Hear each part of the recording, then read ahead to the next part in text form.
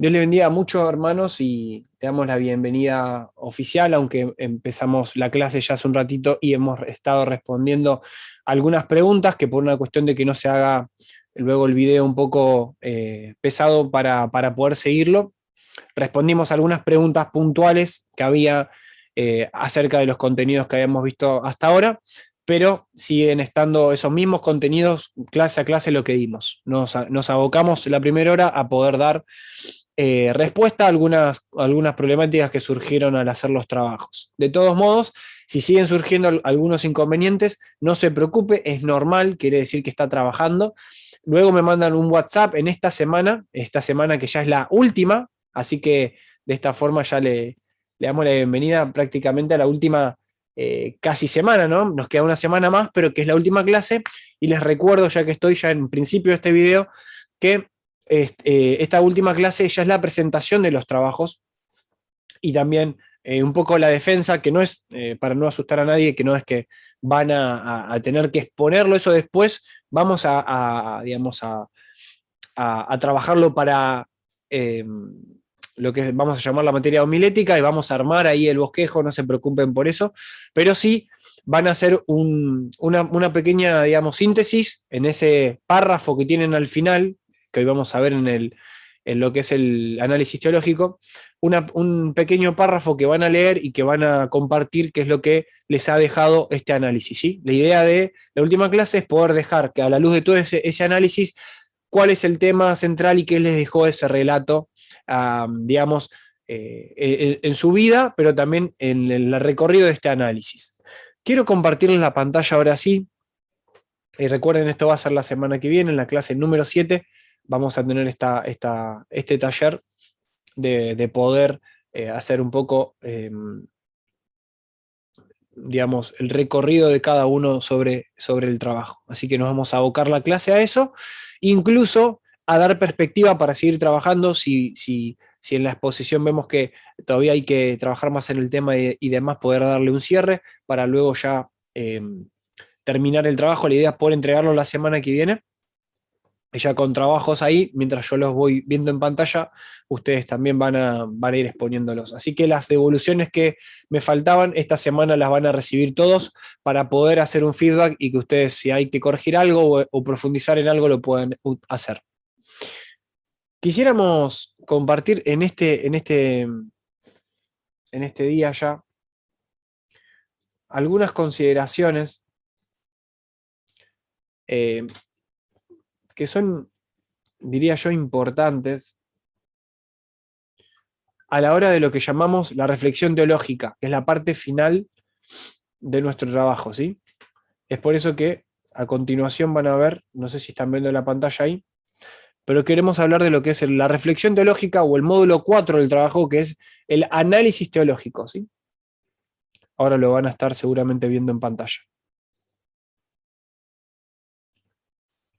Muy bien, ahí se ve, ¿no? Excelente. Muy bien, ahora repasemos nuestro método a dónde llegamos hoy, clase 6. Ya completamos el análisis textual, que ya eso lo hablamos bastante, las últimas clases lo dejamos más asentado, tanto el análisis textual como el análisis literario. ¿Qué hacemos? Esto es tan importante al principio, hermanos, porque antes de agarrar un manual y de empezar a contextualizar todo, es importante ver qué nos encontramos en el texto, cuáles son las palabras que tenemos adelante, ver si entendemos todas aquellas palabras, qué relación guardan esas palabras unas con otras. Desde nuestro conocimiento bíblico, ¿qué palabras importantes? ¿Se recuerdan lo que hablábamos en la clase pasada, eso de las palabras importantes, las palabras repetidas, las palabras tal vez desconocidas o raras o extrañas, ¿no? Y las figuras literarias. O sea, todos los grupos de palabras que podemos encontrar en nuestro texto, analizarlos, ¿no?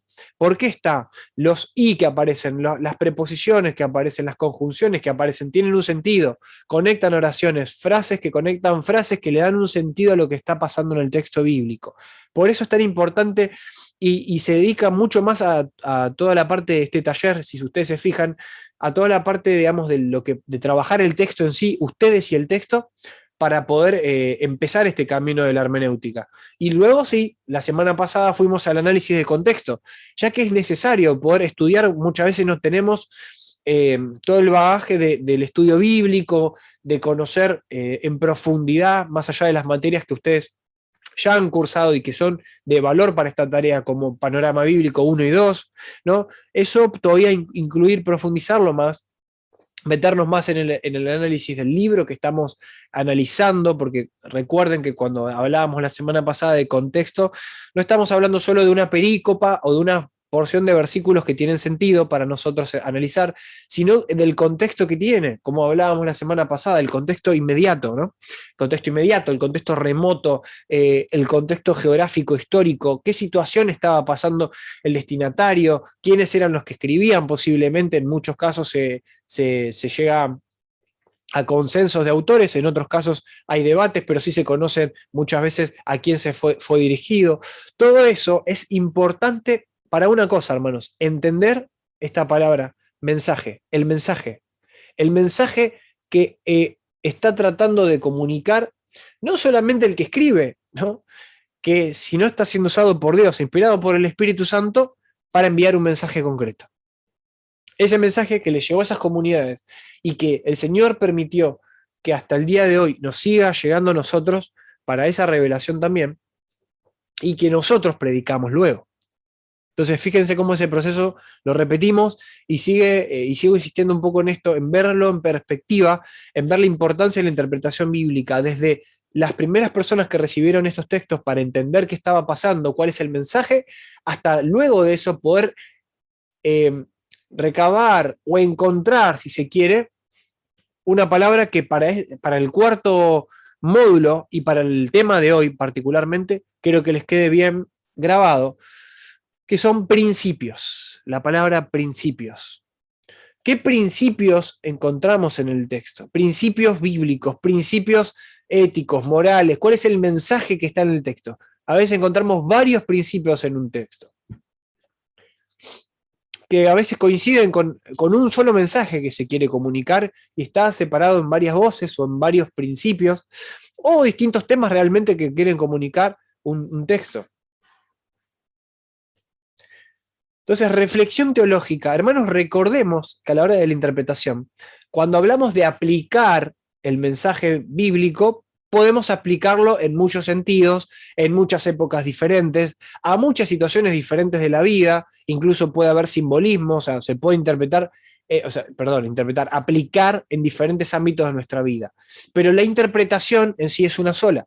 ¿Sí? Cuando interpretamos la Biblia buscamos la interpretación, o sea, el texto. ¿Cuál es el sentido que tiene esto? ¿Cuál es el mensaje real de ese texto? Para luego aplicarlo de formas diferentes, predicarlo de formas diferentes, ¿sí? En distintas áreas de la vida, pero en sí, ¿cuál es el mensaje? ¿Sí? Entonces, mensaje hay uno que después se puede aplicar en muchas instancias. ¿Sí? Interpretación es una. Y ahí es donde entra la reflexión teológica, que como lo tienen en el trabajo práctico o en el trabajo de análisis, hay tres subpuntos que son, en primer lugar, la interpretación, en segundo lugar, la actualización, y en último, el bosquejo, que es un poco una carilla en la cual nosotros vamos a sentar todas las ideas de forma que un poco más ordenada, ¿no? ¿Qué principios de forma ordenada rescatamos de este texto? Entonces, cuando hablamos de interpretación, ¿no? Para empezar, antes de hablar, vamos a considerar algunas cuestiones. Algunas preguntas, y insisto en esto, cuando interpretamos desde el análisis literario, textual, invadimos al texto con preguntas, preguntas que después vamos a responder con el mismo texto, entendiendo el mismo texto, o preguntas que nos va a responder material externo, llámese diccionarios bíblicos, llámese diccionario secular para el sentido de las palabras, llámese diccionario o manuales de introducción al Nuevo y al Antiguo Testamento para entender el contexto bíblico, manuales de panorama bíblico, de usos y costumbres, o sea, que nos van a ayudar a entender toda aquella porción del texto que está ocurriendo ahí. Las preguntas, ¿por qué fue escrita esa porción? Volvemos a eso, ¿no? Invadir. ¿Por qué fue escrita tal porción de la Escritura? ¿Qué intención tenía? ¿Cuál era el propósito divino ¿Qué idea, ¿no? Y hasta un poco profundo ya, ¿no? ¿Qué idea estaba en la mente de Dios cuando dicha porción fue escrita? ¿Qué era lo que estaba queriendo comunicar, digamos, Dios mismo inspirando a los escritores bíblicos para que se escribieran esas palabras, atendiendo a las distintas necesidades de las iglesias primitivas, por ejemplo, cuando Pablo escribe, cuando Pedro escribe, cuando Marcos, Lucas, Mateo, Juan escriben a las comunidades que escriben, diferentes comunidades, el Evangelio que escriben cada uno según su visión y con una teología particular. ¿Por qué está escribiendo? ¿Qué es lo que Dios le tenía que decir a esa comunidad? Que tenía situaciones particulares, que tenía necesidades en particular. Quiero hablar también de algunos estorbos, para recordar algunos estorbos que a veces tenemos, que esto ya hemos hablado en diferentes instancias. Y esto tiene que ver más con la predicación, y es el fin que buscamos al interpretar la Biblia. Que no busquemos este fin de interpretar la escritura para obtener aplausos del mundo, ¿no? Ya lo vamos a ver también en homilética. No simplemente para la frase de decir, bueno, es predicar bonito, o para ser un buen predicador, una buena conferencista, no para el aplauso de la gente, ¿no? Porque eso es un estorbo. La vanidad que guía a una ceguera espiritual, tener cuidado con eso, de envanecernos, de construir simplemente un ministerio personal. O sea, el ministerio que Dios nos dio es el ministerio que Dios nos da, pero no simplemente esforzarnos por construirlo basado en el primer punto que leíamos, no envanecernos, sino siempre desde la humildad, de la sencillez y sobre todo con el fin de poder primeramente ser interpelados nosotros por la escritura, es decir, ser adentro removidos, ser nosotros hablados por Dios primeramente. Y hay otro estorbo que es interesante y que tiene mucha consonancia con la materia: el estudio sin regularidad y sin método. Es decir, no quiere decir, y no quiero, otra vez, esta materia lo que pretende es traer un equilibrio en nuestra vida cristiana con respecto a la interpretación de la Biblia, que no caigamos en extremos, que no perdamos el eje de lo que a veces diferenciamos entre espiritualidad, ¿no? y ciencia, o espiritualidad y método, porque en verdad son consonantes, deberían ser una. O sea, uno está buscando espiritualmente en el texto una interpretación. ¿Se entiende? O sea, pero no irse a extremos de, bueno, no se necesita un método, no importa el método. No quiere decir eso que Dios no ha revelado a través de la boca de mucha gente su palabra, no quiere decir eso. No quiere decir, y Dios sigue revelando, y Dios es el Dios de la revelación. Estas palabras llegaron porque Dios se las dijo a alguien o inspiró a alguien por medio del Espíritu Santo para escribirlas primeramente. No digo eso, pero sí, sí parados desde tratar de saber que lo que tenemos adelante en la palabra de Dios, la Biblia, ni más ni menos, tiene también mucho que analizar la distancia que tenemos con el texto, como siempre decimos, la cultura, el idioma o los idiomas, la época, la forma de ver el mundo de aquel momento, o sea, todo está distante de nuestra época. Entonces, sería un error ir a la Biblia y decir, a ver, ¿qué Dios me dice? Yo leyéndolo con mis lentes simplemente desde este lugar. Otra vez, por eso es importante el estudio de la palabra. Es más, ya lo hemos visto en la primera clase, pero el estudio de la palabra, lo vimos ahí en Esdras, Nehemías, ponían sentido a la escritura. Una generación que no conocía, parece, ¿no? Que lo tenía en el olvido. Y tenían que leer, pero ahora ponerle sentido, explicarles de dónde había salido esa palabra, explicarles qué significaba para ellos, qué había significado para sus padres, para esa generación que los antecedió. Explicar. Hermenéutica es eso, explicar. Entonces, necesitamos estudiar para eso la palabra del Señor.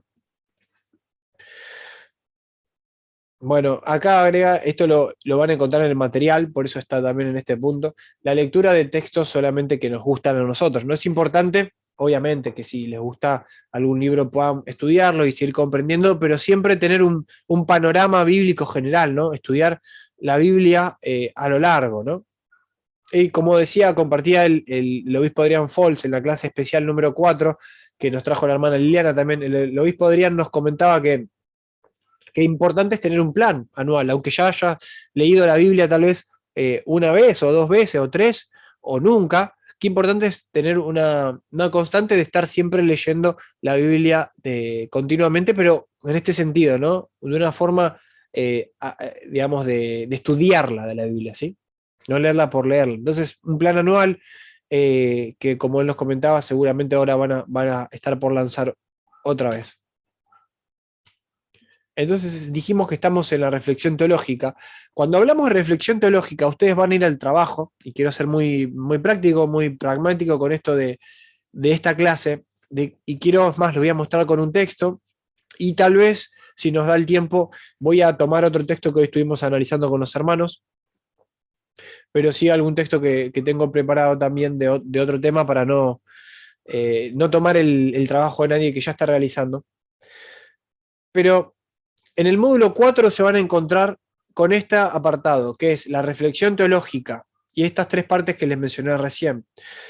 Cuando hablamos de interpretación, o en ese apartado de interpretación, estamos tratando justamente este tema central, que es encontrar los principios hallados en el texto. ¿Qué principios hallamos en el texto? ¿Qué principios hallamos hoy, por ejemplo, en clase compartíamos algunos de los puntos en Marcos capítulo 7? De la mujer sirofenicia. ¿Qué principios hallamos? Además, el tema, de qué tema está tratando. Esas frases que aparecen allí, perrillos, ¿no? Esas frases que, o sea, si analizamos todo individualmente primero, ahora es el momento en esta parte de decir cómo se conecta todo lo que yo vi, cómo se conecta cada frase que ahora estudié por separado. Esas palabras importantes, es el momento de conectarlas. De hecho, el análisis literario y el análisis textual tienen un gran peso para poder encontrar nosotros el texto, y es lo que vamos a ver ahora a continuación con el ejemplo que les quiero dar. Y después lo vamos a repetir con otros de los textos que hoy repasamos. ¿Qué preguntas nos hacemos para encontrar ese principio? Ahora con todo con el bagaje que ya traemos, con lo que entendimos del contexto que viene, a quién se lo escribió, qué estaba pasando en la comunidad que se lo escribieron. ¿Cuál fue el mensaje, no? Ahora es la pregunta. El mensaje. Entonces, van a responder a esta pregunta. ¿De qué habla el texto? O sea, ¿cuál es el tema? ¿Qué significa? O sea, es decir, ¿qué significa? Quiere decir qué significaba para ellos el mensaje. Para los primeros que recibieron el texto. ¿Sí? ¿Qué significa? Es eso, responder qué significó para ellos, que lo van a ver a continuación también. ¿Cuál fue el mensaje para los receptores de ese momento? El texto en sí, ¿qué significa? Lo que quiere decir Jesús, ¿qué significa? Pero para lo que lo estaban recibiendo además. Porque una cosa es que Jesús, y esto es interesante, en un evangelio pasa mucho. Por ejemplo, el relato de la mujer sirofenicia, Jesús le responde con una frase extraña a la mujer sirofenicia que le pide que expulsa el demonio de su hija, y él le dice que no es correcto que la comida de los hijos sea para los perrillos.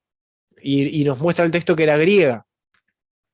Entonces uno puede, y después ella le responde, Señor, también está en Mateo el relato, y le responde, Señor, aún así los comen de las migajas.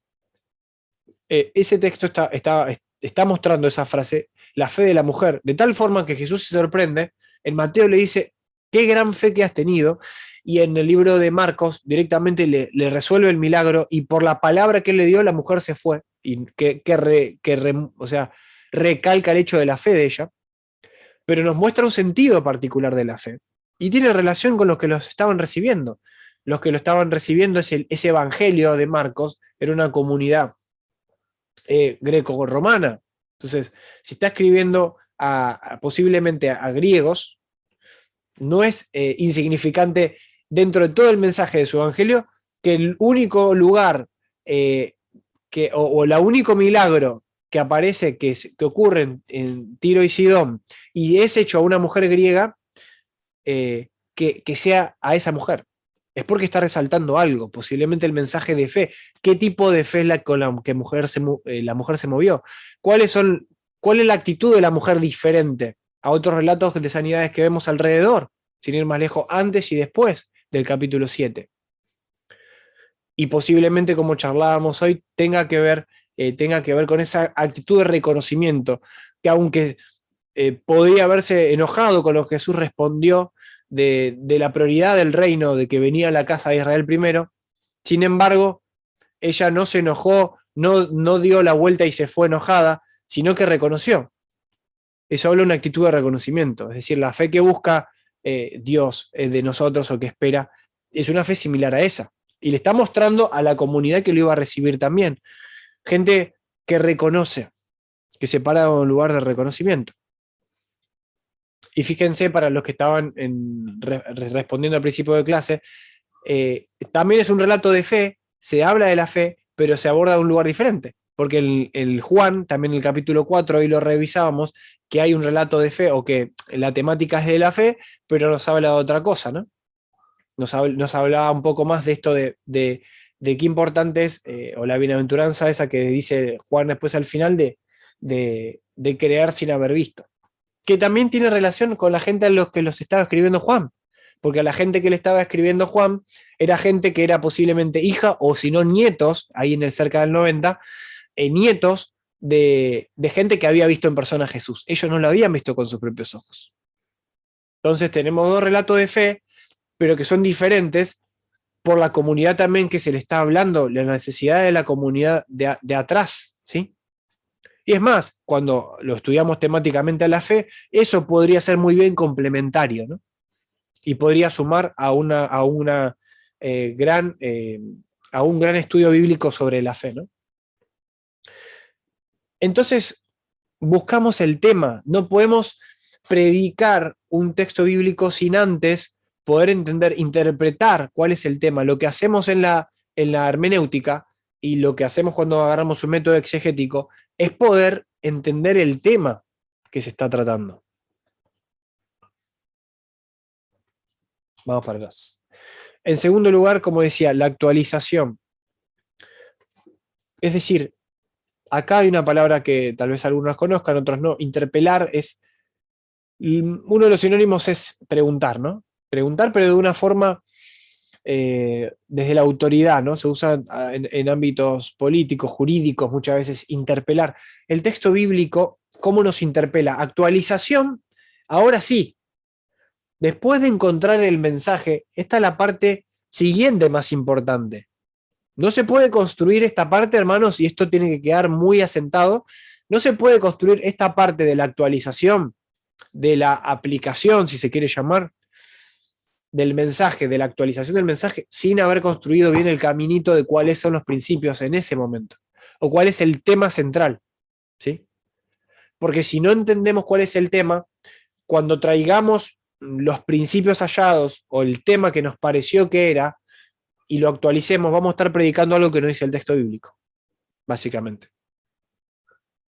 Entonces, esto tiene que ver con todo ese trabajo de atrás. Una vez que, por eso el método, por eso el análisis, por eso leer el texto, el contexto, por eso todo ese tiempo invertido en poder hacer esas exégesis, ese análisis, trabajar con el texto, tenerlo adelante, entenderlo, analizar las palabras que hay en el texto, hasta comprender el sentido, el tema que hay en el texto. Porque luego sí, es donde entonces decimos, y se los ejemplifico de una forma sencilla. Cuando estoy en el punto A, ¿sí? Que es la interpretación, digamos, en sí del tema, encontrar el tema, hallar qué significa el texto para ese momento, lo que yo estoy haciendo es emprender el viaje que hablábamos al principio de la materia. Estoy cruzando en todo ese análisis el puente para ir hasta donde está el terreno bíblico y entendiéndolo en su terreno. Cuando terminé todo ese análisis y llego a la actualización es emprender el viaje de vuelta y agarrar el bolso de los principios que me dejaron, a encontrar el tema, cargarlo y traerlo ahora a nuestra época. ¿Sí? Es cruzar el puente para este lado y poder actualizar ese mensaje, que sigue siendo el mensaje de ese momento, pero ahora cómo eso impacta en nuestra realidad. Actualización es eso, cómo voy a aplicar ahora el tema. Yo ya sé cuál es el tema, ahora cómo lo voy a aplicar para este lado de nuestra época, para nuestra realidad. ¿Se entiende? Estoy tratando de definir las partes de lo que hacemos y de lo que estamos respondiendo acá. Es decir, ¿qué voy a responder? Ahora sí, cuando yo analicé el caso de la mujer sirofenicia, después de las palabras que hablamos, ¿no? O que hablábamos con la hermana Tesia al principio de clase, de su texto también, que lo desarrollamos un poquito más, y toda esa investigación que se hizo para encontrar las palabras, estas claves, ¿no? Sobre creer, pero también sobre ver y sobre oír, y de que la fe, y de que entendimos que el mensaje, que la hermana entendió que el mensaje que se está tratando de transmitir es la importancia de una fe que no está basada en lo que se ve simplemente, sino una fe sincera que tiene que ver con oír y creer en lo que Jesús nos está diciendo. Ahí sí, entendiendo el mensaje, puedo cruzar para este lado y empezar a aplicar eso y empezar a preguntarnos ahora, desde este siglo XXI, de qué lado estaré. Ahora que sí entendí cuál es el mensaje y que estoy siendo interpelado ahora por esa palabra, digo, ¿cuál es el lugar en el que estoy hoy? Eso es actualizar el mensaje.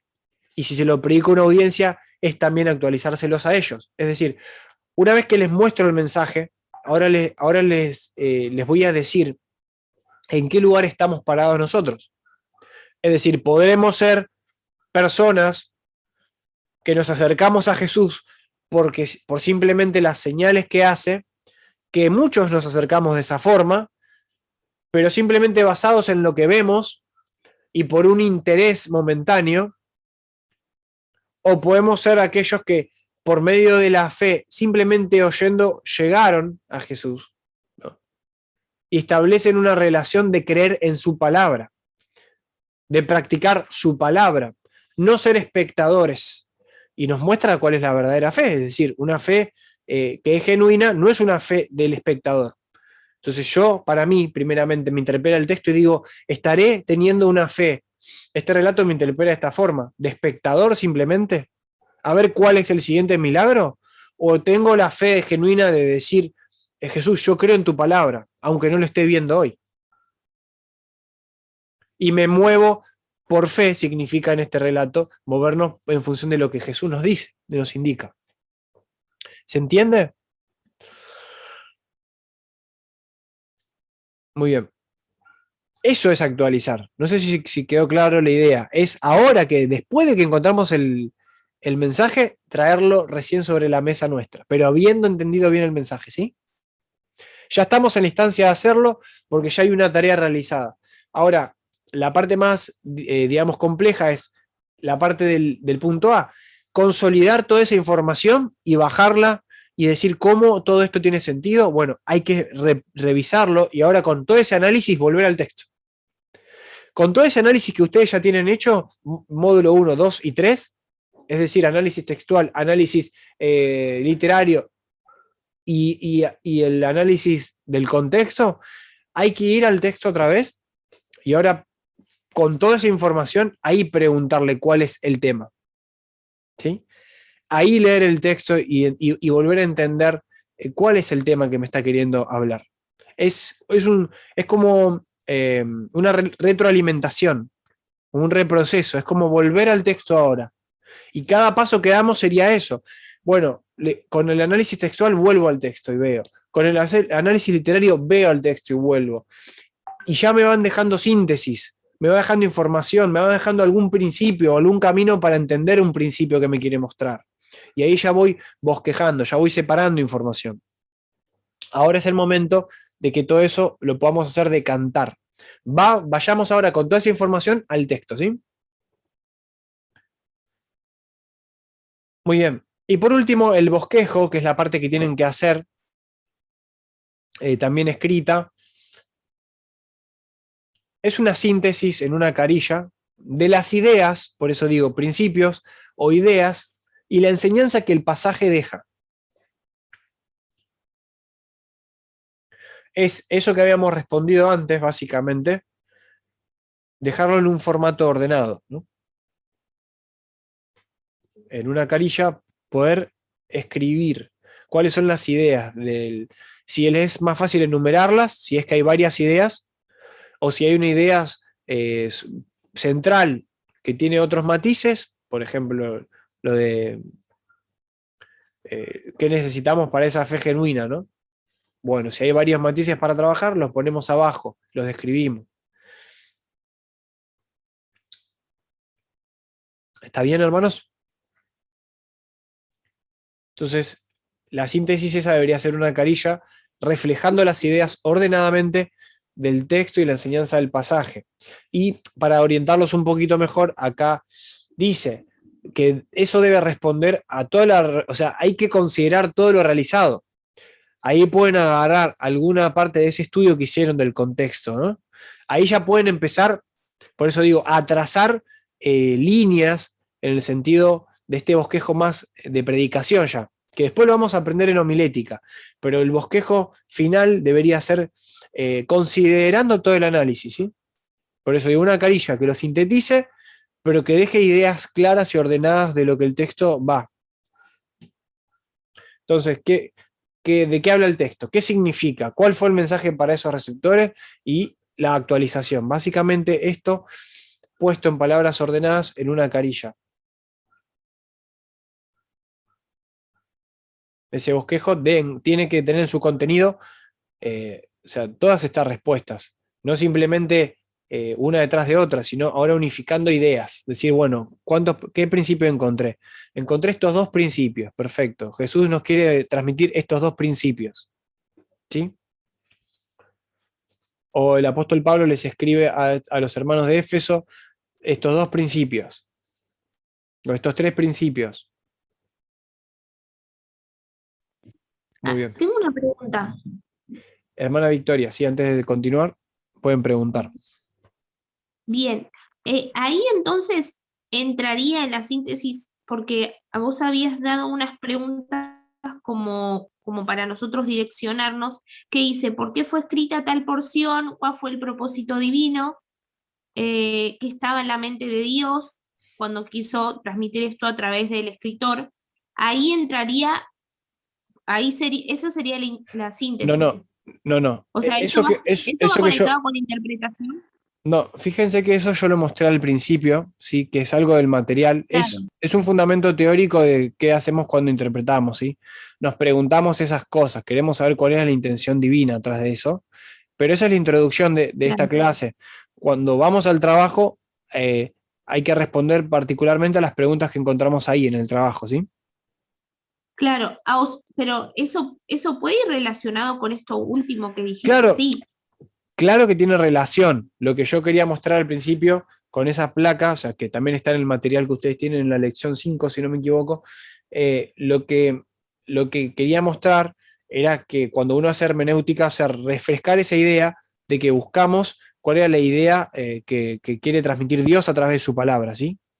Ese era como el preámbulo que Claro. queríamos armar de eso, ¿sí? Refrescar la idea de que la hermenéutica es ese ejercicio que nos permite acercarnos a lo que Dios quiere transmitirnos en su mensaje, ¿sí? Que para eso nos vale la hermenéutica. Al final, o sea, ahora, sobre el trabajo en particular, tiene sentido, cobra sentido, pero respondemos a estas preguntas que aparecen en el trabajo, ¿sí? Claro, sí, sí, sí, sí, lo entendí. Por eso, como me parecían un poco parecidas, por eso o sea, quería preguntarte eso. Sí, sí, son parecidas, tienen correlación, porque digamos que básicamente lo que hacemos en la hermenéutica es tratar de encontrar el tema del texto, pero sí, como decís vos. Pero para responder en el trabajo en sí, si bien tienen correlación, vayan a responder las que Ah, las aparecen. preguntas de abajo. Sí, en el trabajo que les Ok. va a facilitar eso, después poder decantar toda esa información en el bosquejo o las ideas últimas que quieren explayarse. Alguien más levantó la mano, me parece. ¿No? Profe, disculpe.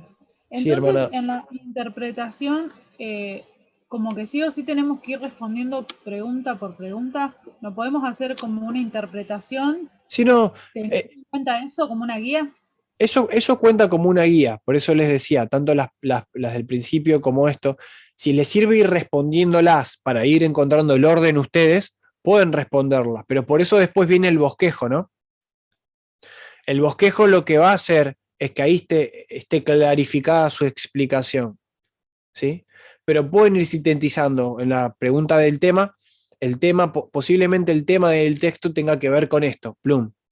Y si quieren dar algún fundamento, también ir respondiendo. Hay algunas preguntas que son parecidas, ¿no?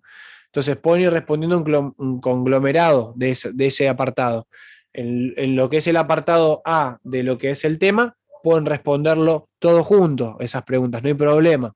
Pueden cerrar todo eso en 2, 3, 4 párrafos, una hoja, dos, los que le vaya a llevar al tema, a explicar el tema. Pero después sí el bosquejo de transmitir cuáles son las ideas puntuales, ¿sí?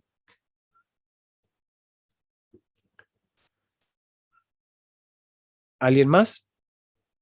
Avanzamos. Les quiero traer un ejemplo de cómo conectar, porque lo que nos cuesta a la hora de encontrar el tema, o sea, después de hacer el análisis, es conectar. Y antes que nada, no, esto no.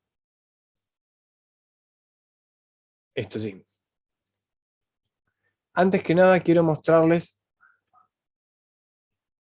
el texto que les puse en pantalla recién, de dónde salieron esas palabras. Creo que algo charlamos en el libro de Juan 14.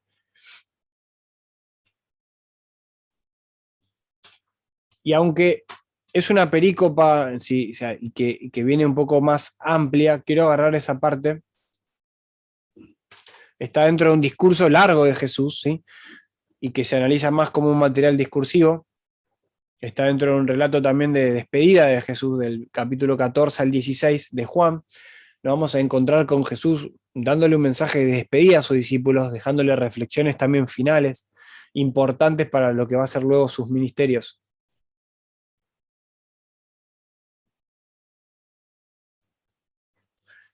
En este apartado, donde Jesús empieza a hablarle de otros temas y le empieza a hablar del Espíritu Santo a ellos desde el versículo 15 en adelante, ya les viene reiterando varias veces que no se turbe el corazón de ellos, que crean, ¿sí?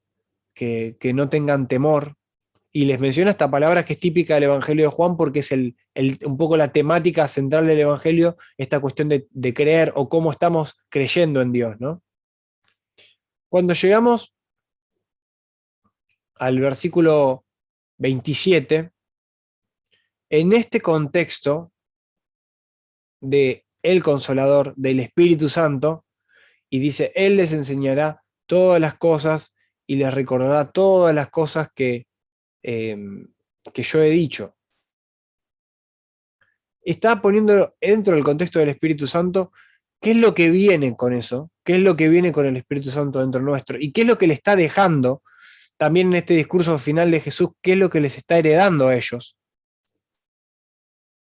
Doy como esa introducción y ahora les muestro la pantalla, porque quiero, para ponerlos un poquito en el contexto, ¿sí? De este texto que tenemos estudiado, pero que quería ponerlos en contexto. De hecho, si ustedes se fijan, está dentro, al menos Reina Valera, lo pone como el discurso de la promesa del Espíritu Santo. Separa el tema anterior de cuál es el camino, ante la pregunta que le hace Felipe, ¿no? Muéstranos al Padre y nos basta. Y luego, fíjense, ¿no? Cómo exploramos Juan y aparece esta palabra todo el tiempo, creer, creer. Cuando arranca este discurso del Espíritu Santo, Jesús, y habla, obviamente, de que él iba a dejar al Consolador, de que él dice, no, no os dejaré huérfanos, vendré a ustedes, ¿no? Es decir, ahora estoy entre ustedes, pero después voy a estar en ustedes. Y toda esa cuestión del Espíritu Santo que siempre, digamos, conocemos. Ahí hay un apartado, una parte importante, cuando viene el Espíritu Santo, o sea que hay que relacionarlo, pero quisiera abocarme un poquito a esto para poner en consonancia, en corto, para no hacer en un análisis muy, muy explayado, pero que quede grabado en corto, el análisis de algunas palabras que son propias de esta parte y que nos sirven para entender el mensaje de lo que le está diciendo Jesús, en un contexto un poco de crítico porque el maestro se está despidiendo de sus discípulos, el maestro iba a ser entregado. Entonces estaban entrando en crisis, ¿no? Por eso desde el principio del capítulo le dice, no se turbe el corazón de ustedes ni tenga miedo, y acá se lo vuelvo a repetir.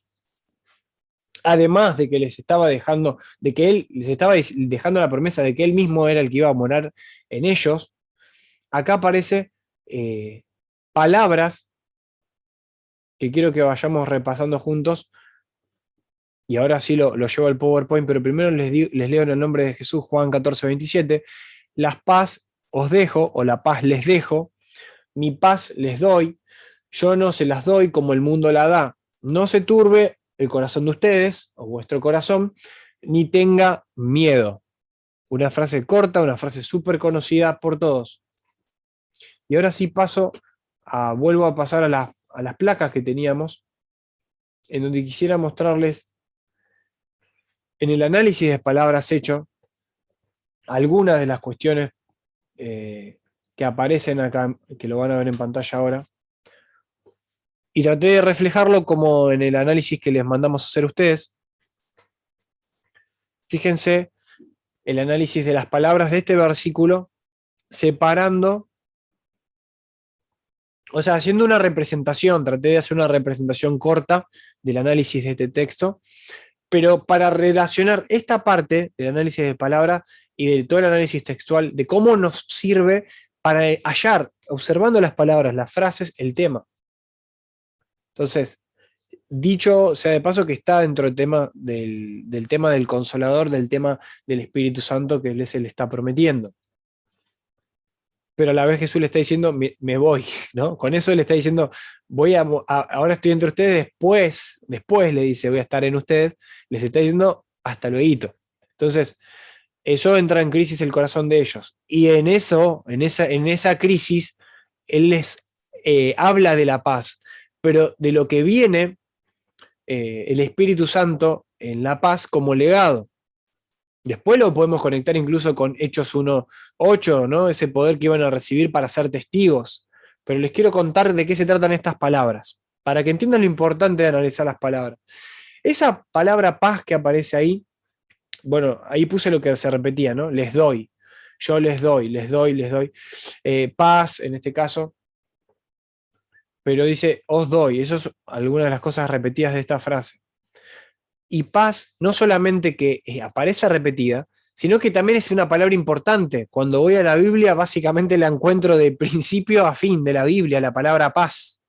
Es una palabra teológicamente relevante. Entonces, cuando me va coincidiendo todo esto, el mismo discurso, el mismo relato, me va tratando de dirigir la atención a un tema, ¿no? Voy a figuras literarias, bueno, palabras importantes, paz, corazón, miedo, que es un tema recurrente en la Biblia también. Y las figuras literarias, que eso hablamos también la semana pasada, encontramos les dejo la paz, ¿no? ¿Por qué es una figura del lenguaje, una figura literaria? Porque la paz no es algo que se deja físicamente, ¿no? Entonces se puede estar hablando ahí de una metáfora, ¿no? O de un símbolo. Entonces es una figura literaria. Pero la cuestión es que también aparece en ese apartado. También aparece como figura literaria, las paz les dejo. ¿Se entiende?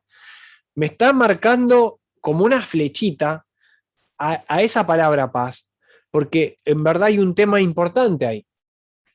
Entonces, esa paz que Jesús les menciona, luego la fuimos a buscar al diccionario, la aprendimos, la estudiamos, es la palabra shalom. Cuando vamos al diccionario bíblico, un diccionario exegético, a buscar la palabra shalom hebrea, vamos a encontrar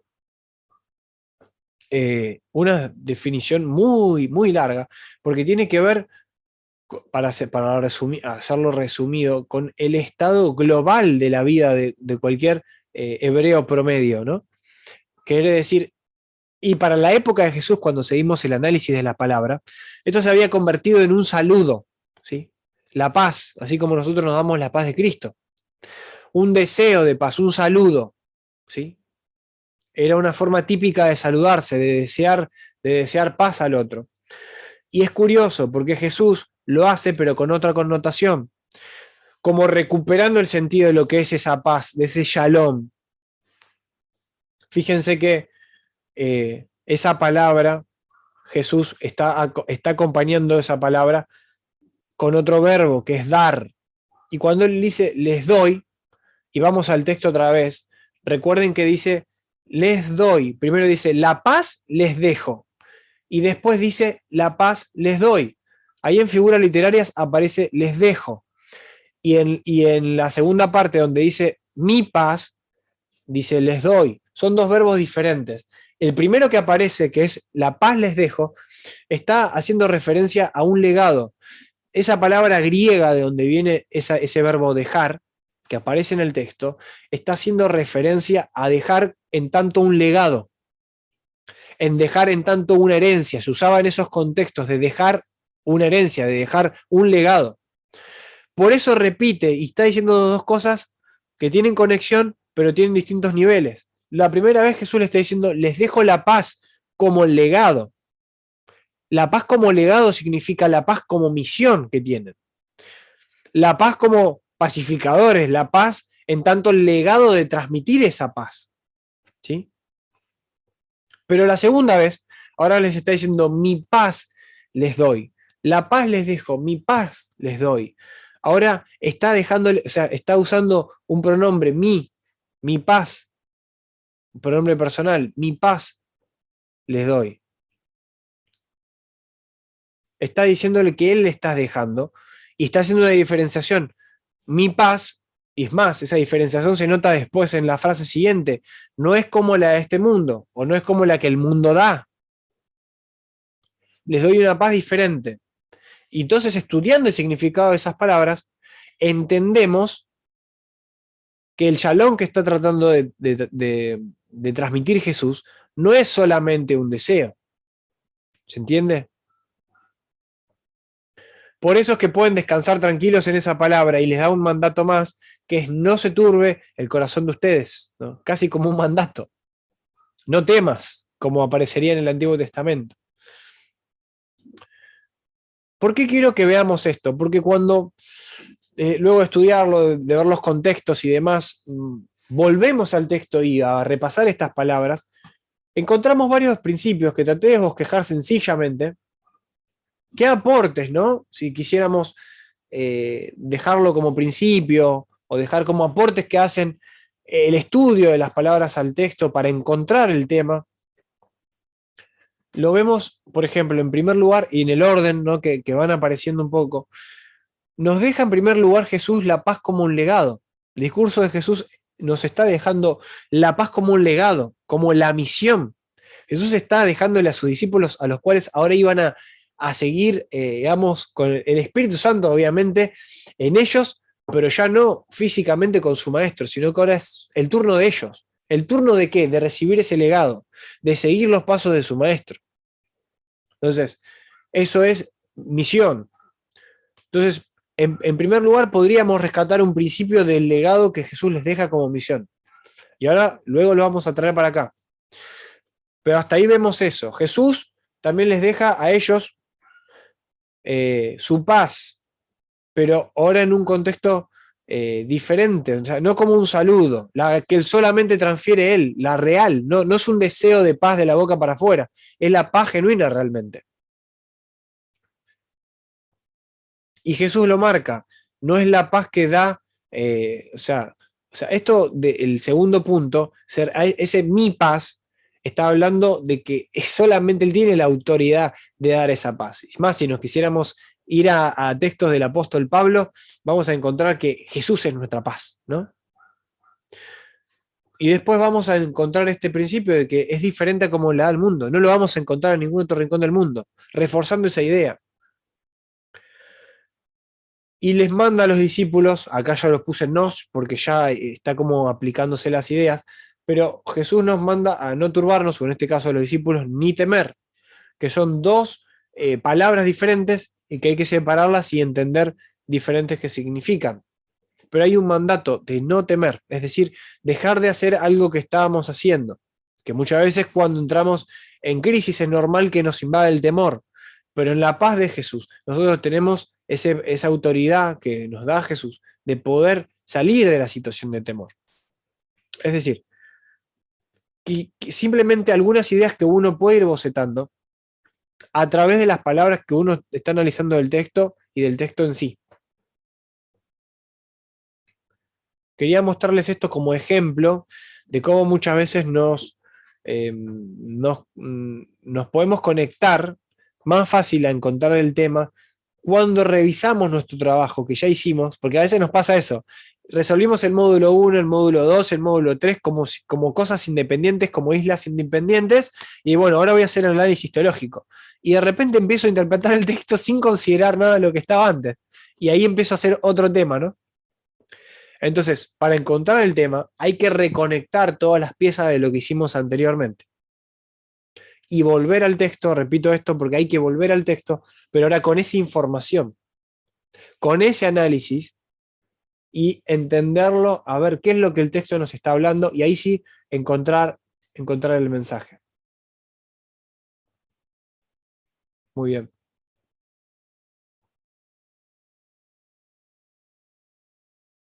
Muy bien.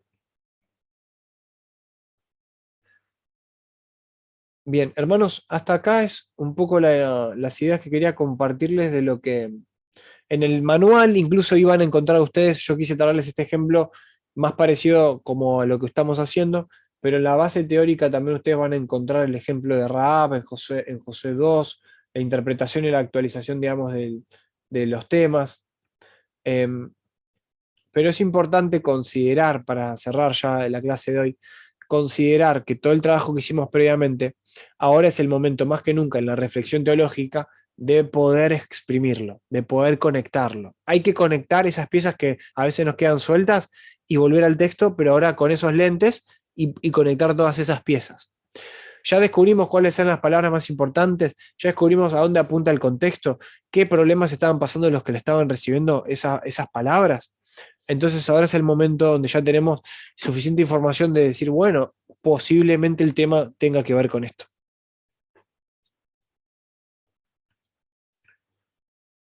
Y también contextualizándolo con justamente con lo que estamos viendo de la introducción al Nuevo Testamento que estábamos usando para poder hacernos algunas informaciones más del contexto, ¿sí? Con eso, hermanos, quisiera terminar hoy. Cualquier duda, cualquier pregunta, por favor nos escriben. Estamos para eso.